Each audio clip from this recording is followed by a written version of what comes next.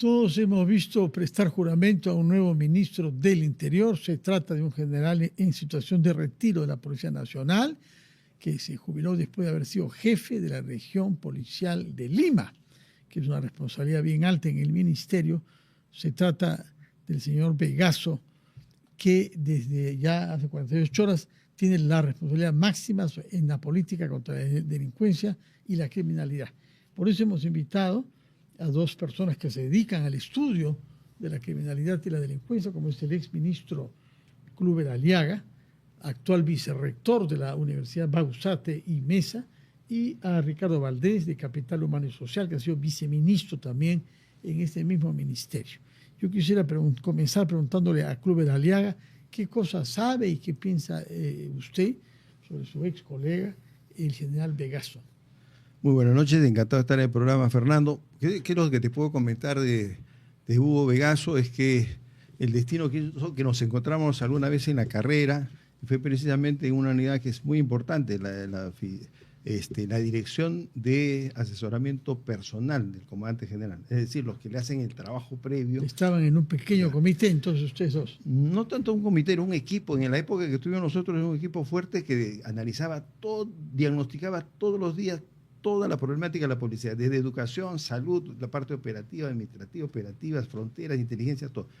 ¿Para qué? Para darle recomendaciones al comandante general sobre qué disposiciones debe dar o qué directivas o qué normas se deberían proponer. Es decir, nosotros le hacíamos el trabajo. En la práctica, la filosofía era que la Policía Nacional era comandada por la Dirección General, que es un órgano que no solamente es el director, sino todo su equipo de apoyo. ¿Pero el comandante general les hacía caso? Por supuesto, los comandantes generales nos firmaban, ellos estaban esperando qué le llevábamos, porque le llevábamos soluciones. Esa fue una época muy buena en el caso de la policía, hicimos muchos avances. ¿Estamos hablando de qué años? A ver, estamos hablando de 2010, 11, 12, por ahí. De acuerdo, antes de la crisis grave de varios comandantes generales que fueron retirados después de reunirse con empresarios españoles. Esa época muy dudosa vinculación con el tráfico de tierras, ¿no? En esa época los policías decíamos estamos en el Imperio Romano, porque todos los comandantes generales eran de la procedencia de la Guardia Republicana del Perú y se iban relevando, ¿no? Ahí estaba Salazar, estaba Hidalgo Medina y otros generales más. ¿Y usted qué sabe, Ricardo, sobre el general Vegaso de Bedoya? Yo lo conocí también en el año 2016, 2017, cuando estuve en Interior. Era una persona con temperamento, enérgico, bastante ejecutivo, a veces hasta un poco malhumorado, podría decir, inclusive, ¿no? Un poco malhumorado, un poco así de gesto adusto, ¿no? Una persona que yo creo que se va a encontrar con un escenario distinto, porque yo, en lo personal, creo que una cosa es manejarse como ministro y otra cosa es manejarse como general a cargo de una región, donde el sentido de la verticalidad es importantísimo para poder ejecutar órdenes, ¿no? Pero ya a nivel del ministerio, ahí ya uno tiene que usar las dos manos, mano derecha, mano izquierda, y en este proceso, en esta época tan complicada, donde además tenemos por delante la cuestión de confianza, que creo que eso se pasará, pero son 5 meses complejos, porque va a tener problemas de orden público, posiblemente con el proceso electoral y ahora con el tema de los datos del niño también, seguramente, ya estarán preparándose algunos problemas, los problemas clásicos de la criminalidad, que están en una esfera distinta a la que a mi modo está acostumbrado a lidiar, porque como ex guardia civil, su territorio, la comunidad, la policía de proximidad era un poco su forma de mirar el mundo policial, pero aquí estamos ya en tecnología, investigación criminal, en otro nivel mucho más complejo que requiere para solucionarlo mucho diálogo con el sector privado, con compañías telefónicas, con el sector financiero y además una capacidad de negociación y de relación con los políticos del Congreso. Intuyo que obviamente ahí será un primer ministro político como Soto hubiese sido quizás mucho mejor para este diálogo. La señora Miralles tendrá lo suyo también en el sentido que proviene del ámbito económico y que es uno de los temas centrales del plan mínimo del presidente Balcázar, ¿no? Entonces habrá que ver, yo creo que hay que darle su tiempo, a ver cómo responde a la complejidad de la inseguridad que viene galopando. O sea, 2 muertos anoche, un malherido. Vamos a hablar de eso, pero complejas, antes ¿no? quisiera preguntarle si tienen ustedes referencias sobre cuestionamientos que se han hecho, porque se habla de una ley Vegaso. Sí. Usted la recuerda, el año 2006, Toledo, Sí. porque él pretendió beneficiarse con puntaje para su ascenso por haber sido edecán del por entonces presidente Alejandro Toledo. No Bueno, es una Fernando, buena a mí no referencia. me gusta hablar mal de mis colegas. Sospechaba. Efectivamente, lo que sí, lo que ha sido y lo que esperamos que sea, ¿no? Él es abogado. Como abogado buscaba pues la forma de obtener alguna ventaja, ¿no? Espero que esa situación haya cambiado. Ahora la posición que tiene es diferente. Y que, bueno, un sesgo de la formación de ellos, de los guardias civiles, es que ellos priorizan mucho la prevención. Yo me sentía a veces muy molesto cuando tenía reuniones con los generales, yo todavía no era general, y se conseguían recursos, hacíamos proyectos, pero no le daban importancia a la función de investigación. Para ellos todo era prevención. Inclusive, por darte un ejemplo, me acuerdo que una vez hice un proyecto, todo un estudio y logré que asignaran 40 millones de soles para potenciar todo el sistema de la lucha contra la corrupción. Que la Dirección de Corrupción tuviera 4 grandes centrales operativas de investigación criminal con laboratorios, con todos los equipos, y alcanzaba los 40 millones de soles en esa época. Y cuando llegó el dinero dijeron, no, eso que pase para las comisarías, para la prevención. Ya la investigación ya la tiene la fiscalía, no tenemos nada que ver. Ese es el gran problema que veo en algunos oficiales generales que tienen el sesgo de su institución. Guardia Civil, y no inteligencia como usted. Claro, el tema es que cuando se comanda la institución, yo le decía eso a muchos comandantes generales, la Policía Nacional es mucho más compleja que la prevención.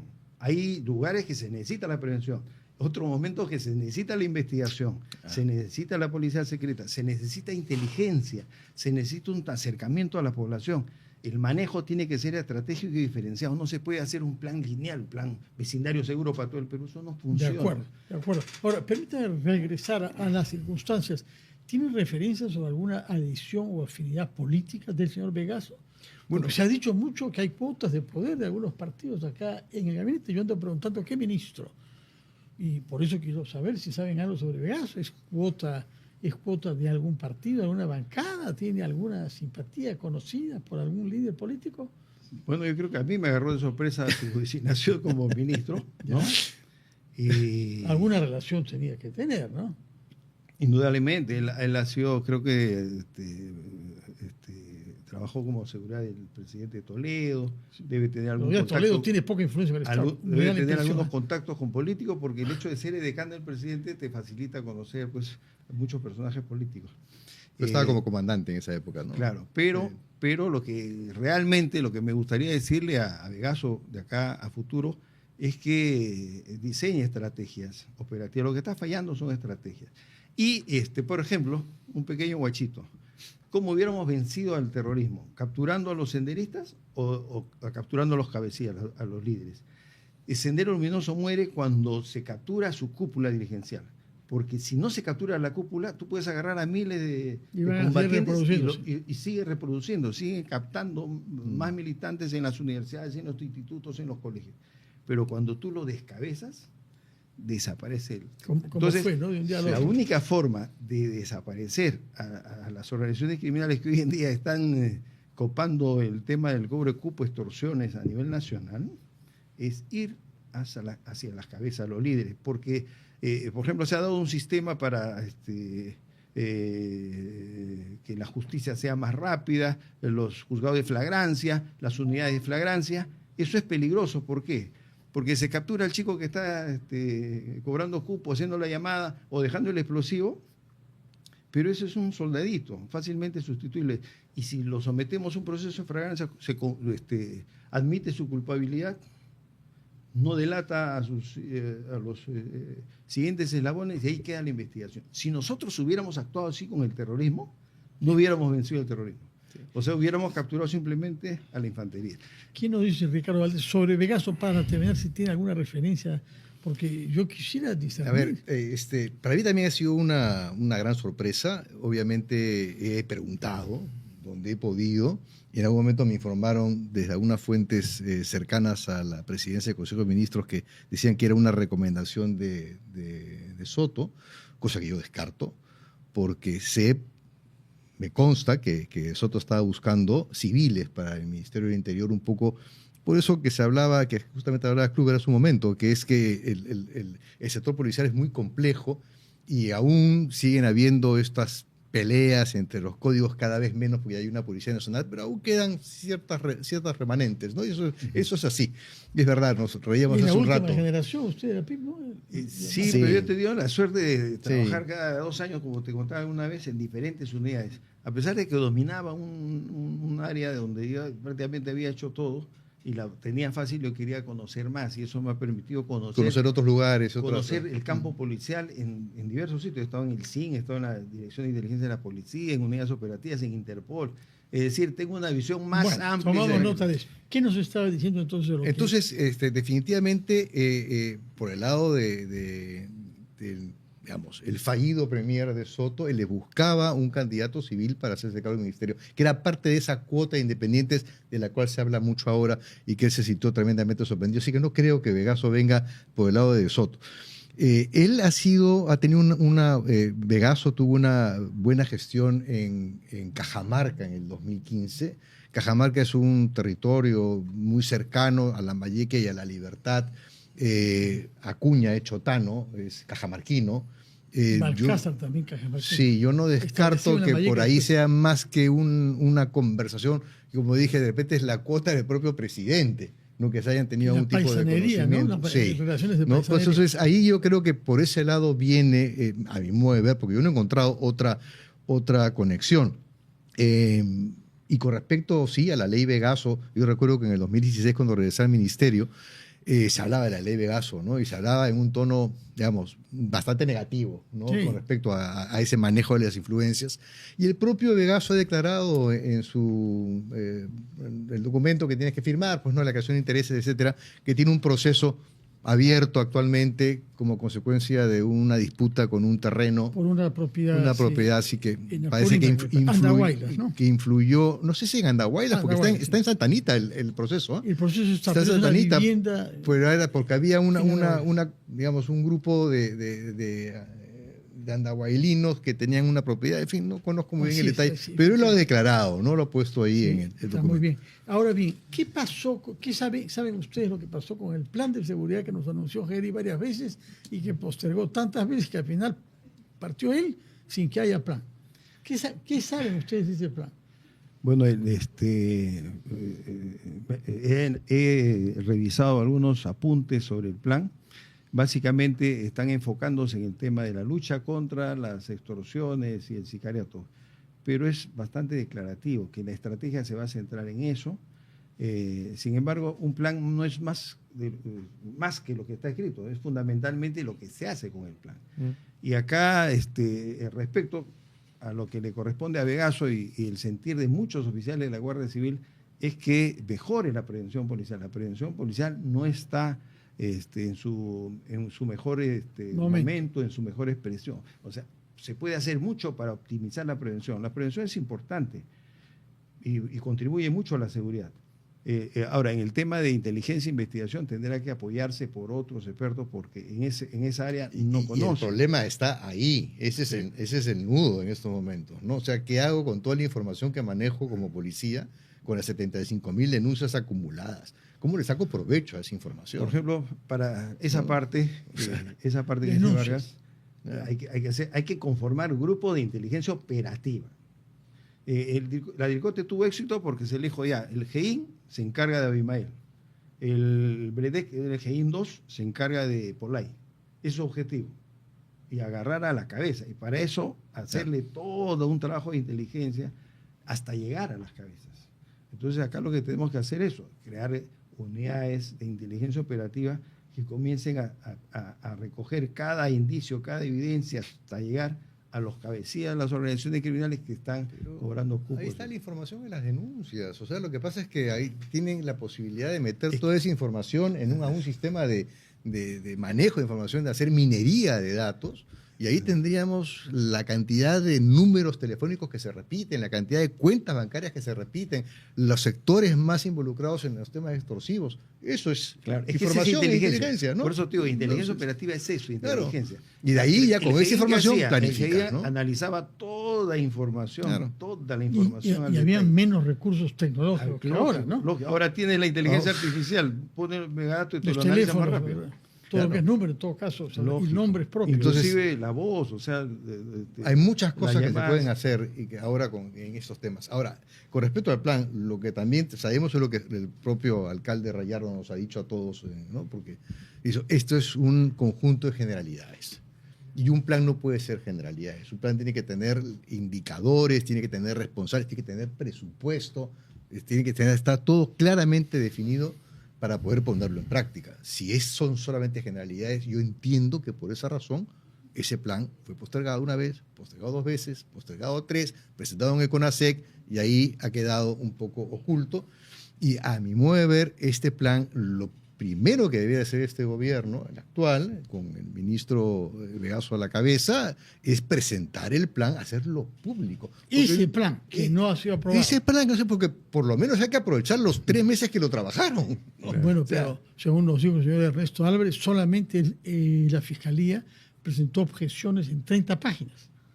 O sea, más páginas que la del plan, quizá, las que presentó la Fiscalía. En todo caso, creo que podrían recogerse recogerse opiniones también de gente que conoce y ve estos temas, ¿no? Pero mire, lo cierto es que la policía tiene su plan estratégico, institucional, y tiene un instrumento para poder trabajar. La policía tiene sus funciones establecidas en la Constitución y en la ley, o sea, no tiene que inventarse un plan. Pero estamos ante una realidad nueva para la policía, que es la de la criminalidad transnacional. De hecho, es otra cosa que de las principales detenciones se han producido en el extranjero. Eso es otro punto que a mí particularmente me da cólera, porque la Policía Nacional siempre supo estar al frente contra la delincuencia. El tema de los secuestros, de los asaltos a bancos se frenó, el tema del terrorismo se frenó, pero ahora parece que la policía ha perdido muchas competencias y la capacidad de respuesta de la policía. ¿Por qué ha perdido competencias? Fundamentalmente, para mí, la principal razón es el Código Procesal Penal, que le quitó la investigación. Pero hace varios años, entonces. El año 2004. No le quitó la investigación, la policía investiga. No, pero ya no es lo mismo. O sea, mira, por ejemplo, lo que te contaba alguna vez. Llegué al Callao, mataron a un pata ahí, le metieron 25 tiros, llegó la DIVIN que le dijo, no, mi general hizo esa junta de cuentas, ahí queda. ¿Ahí queda? Eso ya no se puede investigar. Un detective jamás te diría eso. Un detective dice, hay muerto ya. ¿Quién lo ha matado? Alguien que lo conoce. Alguien que tiene interés en quitarle la vida. ¿Quién es? ¿Dónde vive? ¿A qué se dedica? Entonces comienza a investigar. Esa capacidad, esa mentalidad, esa expertise de detective se ha perdido. Entonces ahora tenemos policías que llegan, constatan, notifican al fiscal y esperan que el fiscal... Tenemos 5 años de estados de emergencia, ojo, y ahí en realidad la policía ha tenido cancha abierta para poder también... No ha habido inviolabilidad de domicilio, se podía detener a las personas. No, me refiero a capacidad profesional para resolver problemas. De acuerdo. Tú puedes tener estado de emergencia. Y tenemos una ley que ahora le ha regresado a la policía ciertas hay que reconstruir esas capacidades. Bueno, pero eso no se hace de la noche a la mañana. Lo que se ha perdido en 20 años, bien difícil recuperar. Esperemos entonces, por una parte, que se recupere pronto. Respetar el horario, por otra parte nosotros como RTP, y luego esperemos que el señor Vegaso satisfaga las expectativas que ha creado su nombramiento, presente un plan y sobre todo impulse a los efectivos policiales a una acción eficaz y basada en la inteligencia del enemigo, es decir, de la criminalidad. Muchas gracias por su presencia. Un gusto. Muy buenas noches y nos veremos, espero pronto, para comentar el tema que más inquieta a los